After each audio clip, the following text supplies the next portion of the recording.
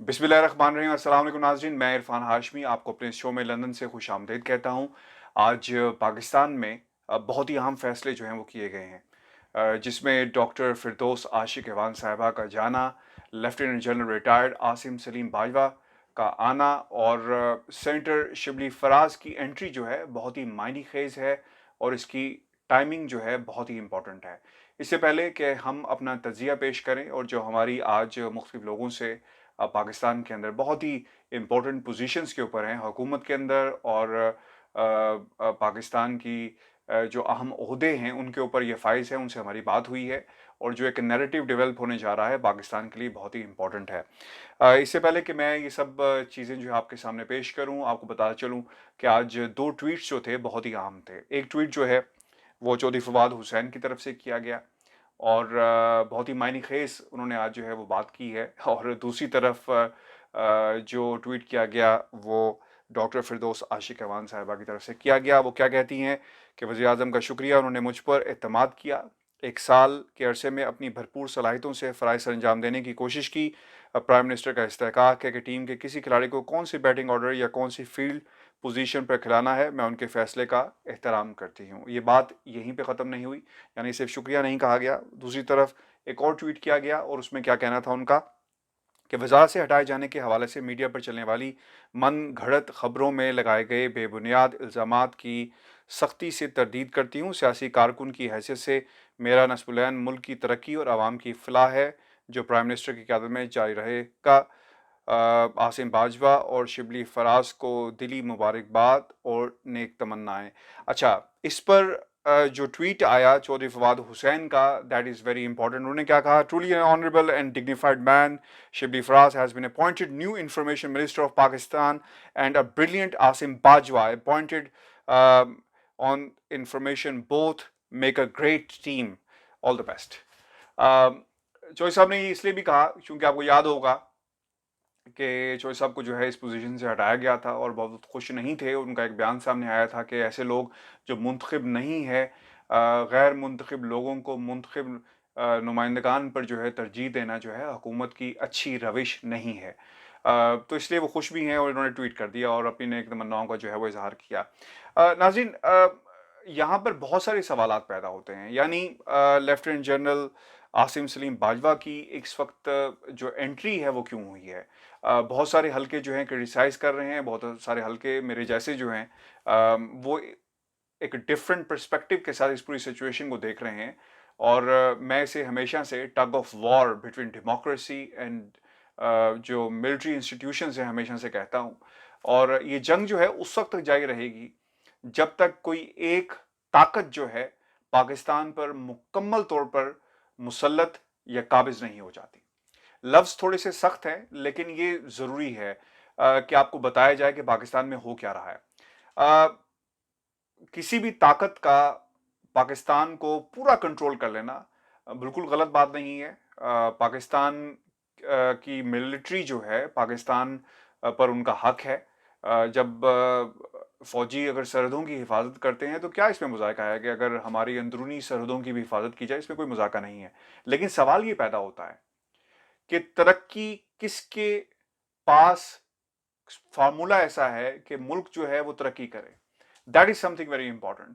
वो कौन से इदारे होंगे जब जिन्हें कायम किया जाए तो उसका फल जो है आम आदमी को मिले, लोगों को मिले।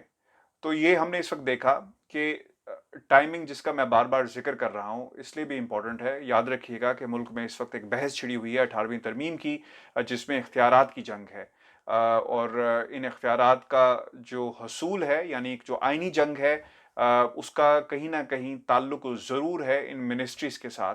अब सवाल ये पैदा होता है कि डॉक्टर फ़िरदौस आशिक़ ऐवान साहिबा को क्यों जाना पड़ा। नाज़रीन, आपको याद होगा कि एक केस बहुत ही इम्पोर्टेंट है और अक्सर माजी में ये बातें सुनने में आती रही हैं कि जियो को मुख्तलिफ कंटोनमेंट्स के अंदर बंद किया गया है और इस पर एक मौक़िफ़ है रावलपिंडी का और वो लोग कहते हैं कि यकीनन जियो जो है वो मुल्क दुश्मन जो है वो काम करता रहा है। उनके बयानात, उनके प्रोग्राम्स, उनका टॉक शो, यानी कि उनका एक अपना नैरेटिव जो है वो मौजूद है। कुछ ऐसी बात भी थी कि डॉक्टर फिरदौस आशिक अवान साहिबा जो हैं वो नाकाम रही मुकम्मल तौर पर मीडिया को कंट्रोल करने के मामले पे। और अब मैं आपको ये एक चीज़ ज़रूर कन्फर्म कर रहा हूँ और ये आपको तक पहुँचाना इसलिए भी ज़रूरी है, being a student of journalism. और जो हमारा एक रिसर्च कंसोर्शियम है जिसमें आज हम भी बहुत सारी बहस भी कर रहे थे कि पाकिस्तान के अंदर पिछले 1 डेढ़ माह में जब से पाकिस्तान तहरीक इंसाफ की हुकूमत आई, इसे जोड़ा जाता है इस हुकूमत के साथ कि मीडिया कर्ब्स लगाई गई और चैनल्स को कंट्रोल किया गया, उन चैनल्स को जो पाकिस्तान के मफाद में नहीं है, और इकोनॉमिक लाइफ लाइन्स जो है उन्हें डिस्ट्रॉय किया गया। अब सिलसिला ये बनने जा रहा है कि पाकिस्तान के अंदर याद रखिएगा मजीद मीडिया रिस्ट्रिक्शंस जो हैं वो लगाई जाएंगी, उन चैनल्स पर पाबंदी होगी, उन चैनल्स के एंकर्स पर पाबंदी होगी जो जो दिल में आता है बोल देते हैं और पाकिस्तान का ख्याल नहीं करते और सिर्फ चंद मकासद के लिए और जो है वो काम करते हैं। तो अब पता चलेगा इन तमाम मीडिया हाउसेस को, इन तमाम एंकर्स को कि इंफॉर्मेशन मिनिस्ट्री जो है वो कहते किसे हैं। वो इसलिए कि आसिम सलीम बाजवा जो हैं इनकी एक हिस्ट्री है जो मुशर्रफ दौर से शुरू होती है। उन्होंने उनकी किताब जो थी द लाइन ऑफ फायर उसमें उनकी तारीफ भी की, जो उनका किरदार रहा उसको बना लिखने में, और जो एफर्ट्स उन्होंने उस वक्त की। प्रेसिडेंट परवेज मुशर्रफ ने उनका बहुत ही जो है उनको अप्रिशिएट किया है बहुत अच्छे अल्फाज के अंदर। फिर आपको याद होगा कि पाकिस्तान के अंदर एक लाल मस्जिद का वाक़या हुआ, उस वक्त इनका भी एक बहुत ज़बरदस्त किरदार रहा इस चीज़ को जो है वो डाई डाउन करने के अंदर। और फिर इसके अलावा इशफाक परवेज़ कियानी, जनरल इशफाक परवेज़ कियानी के दौर में भी इनका बहुत अच्छा किरदार रहा। और फिर आपको याद होगा कि पाकिस्तान के अंदर जिस तरह सोशल मीडिया की डेवलपमेंट हुई है over the years, lieutenant general retired Asim Salim Bajwa ने इस पूरे रोल को, जो पहले बहुत ही सतही किस्म का था ISPR का, इसको बिल्कुल रीमॉडल करके रख दिया। और ट्विटर अकाउंट्स के ऊपर जिस तरह पाकिस्तान आर्मी का यानी ISPR के ज़रिए जो एक मौक़िफ़ पेश किया गया, उसकी मिसाल जो है उसे कोट किया जाता है। तो पूरी जो परसेप्शन थी उसे बदल के रख दिया, और वो एक शख्स ने किया जिनका नाम है lieutenant general retired Asim Salim Bajwa. तो अब उनकी खिदमात इसलिए भी ली जा रही हैं कि वो किरदार, वो रोल जो डॉक्टर आशिक अवान साहिबा जो हैं वो निभा नहीं सकी, अब ये काम जो है वो इनसे लिया जाएगा। आने वाले दिनों के अंदर बहुत सारे महाज खुलने जा रहे हैं।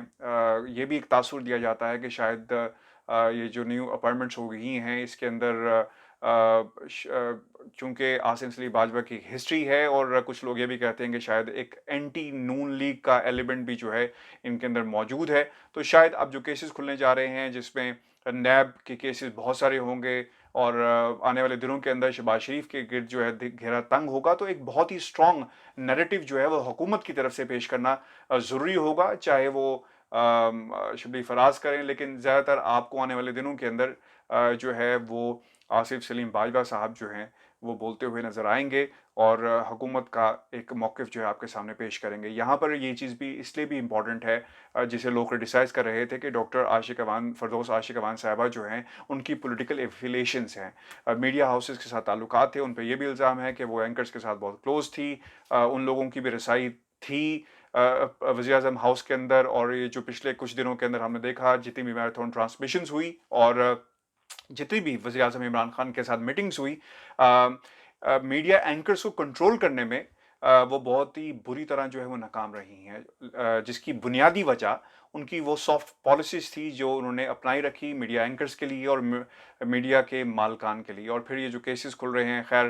This is all I wash. असल कहानी ये थी कि पाकिस्तान की जो हुकूमत है उनका असल मौक़िफ़ जो है वो पाकिस्तान की आवाम तक जो है नहीं पहुंचाया गया। तो these are the basic reason जिसके ऊपर जो है ये सब रद्दोबदल जो है वो किया गया है। दूसरी जो अहम बात है, जिस तरह डॉक्टर फिरदौस आशिक अवान साहिबा पे शायद एक प्रेशर हो और आने वाले दिनों के अंदर चूंकि उनका ताल्लुक जो है माजी में पाकिस्तान पीपल्स पार्टी से भी रहा, तो 18वीं तरमीम के इस इशू के ऊपर पाकिस्तान की हुकूमत का, इमरान खान की हुकूमत का शायद वो मौक़िफ़ जो है उसके साथ जस्टिस ना कर पाती। तो ये भी कुछ चीज़ें जो है वो डिस्कस की जा रही हैं। लेकिन इंपॉर्टेंट बात यहाँ पर यह है कि आसिम सलीम बाजवा साहब जो हैं चूँकि नॉन पॉलिटिकल बंदे हैं, तो शायद वो किसी के इन्फ्लुएंस में नहीं आएंगे। एक बहुत ही सटल अंदाज में और बड़ी स्ट्रॉन्ग अथॉरिटी के साथ जो है वो अपनी पॉलिसीज़ को जो है वो इम्प्लीमेंट करते हैं। तो इनको ज़ेर करना शायद जो है बहुत सारी ताकतों के लिए मुश्किल होगा और एक पीछे उनके एक स्ट्रॉन्ग बैकिंग है। तो लिहाज़ा उनकी किसी बात को क्रिटिसाइज़ करना जो है वो किसी भी पाकिस्तान की पॉलिटिकल पार्टी के लिए जो है वो आसान नहीं होगा। नाज़रीन, मैंने वीडियो के शुरू में ये ज़रूर कहा था कि this a tug of war between democracy and the military establishment. तो ये क्यों ऐसा हो रहा है? याद रखिएगा, जैसा शुरू में मैंने कहा कि पाकिस्तान के अंदर ये सिलसिला उस वक़्त तक जारी रहेगा जब तक कोई एक ताकत जो है वो तमाम इदारों को अपने कंट्रोल में ना कर ले। अब पाकिस्तान के अंदर जमहूरी इदारों की बात की जा रही है, दूसरी तरफ इनको क्रिटिसाइज़ किया जाता है। ये वही लोग हैं जो चाहते हैं कि सिंध, उनकी हुकूमत जो है वो सिंध में कायम रहे, और एक ग्रुप ऐसा है जो चाहता है कि उसकी हुकूमत जो है वो पंजाब में कायम रहे। अगर वफाक में हुकूमत नहीं बनती तो चलो 18वीं तरमीम जिसके ज़रिए सूबों को खुद मुख्तारी जो है वो दी गई थी, उस तनाजुर में सिंध के अंदर हुकूमत जो है पाकिस्तान पीपल्स पार्टी की होगी, पंजाब के अंदर जो है वो हुकूमत पाकिस्तान मुस्लिम लीग नून की होगी। तो नाज़रीन, आने वाला दिन जो है बहुत ही इंपॉर्टेंट है पाकिस्तान की हुकूमत के लिए। 18वीं तरमीम को लेकर बहुत ही अहम फैसले जो हैं किए जाएंगे, लेकिन पाकिस्तान पीपल्स पार्टी, मौलाना फजल रहमान और पाकिस्तान मुस्लिम लीग नून जो है शायद फिर एक इत्तेहाद करे और 18वीं तरमीम को जो है वो ख़त्म होने से बचाने के लिए जो है शायद सड़कों पर आ जाए और किसी किस्म की पॉलिसीज़ जो हैं वो यूनिलैटरल पॉलिसीज़ जो हैं वो अपनाई जाएँ, हिकमत अमली जो है तरतीब दी जाए। लेकिन याद रखिएगा, पाकिस्तान पीपल्स पार्टी के बहुत सारे केसेस हैं मनी लॉन्ड्रिंग समेत, तो बिलावल भुट्टो को बहुत ही एहतियात जो है बरतनी होगी, क्योंकि वो चाहते हैं जिस तरह आसिफ अली जरदारी साहब जो हैं काफ़ी अर्से से खामोश हैं तो वो खामोश ही रहेंगे, और दूसरी तरफ पाकिस्तान मुस्लिम लीग नून जो है वो इस वक्त तकसीम होती हुई हो चुकी है मुकम्मल तौर पर, और मरीम नवाज़ जो हैं वो चाहती हैं कि किसी तरह शायद खाकान अब्बासी को एक्टिव किया जाए, और दूसरी तरफ शहबाज शरीफ जो हैं वो प्राइम मिनिस्टर बनने के ख्वाब पिछले कई माह से जो है देख रहे हैं, और उन्होंने कुछ इस किस्म की जो है वो बात भी की है।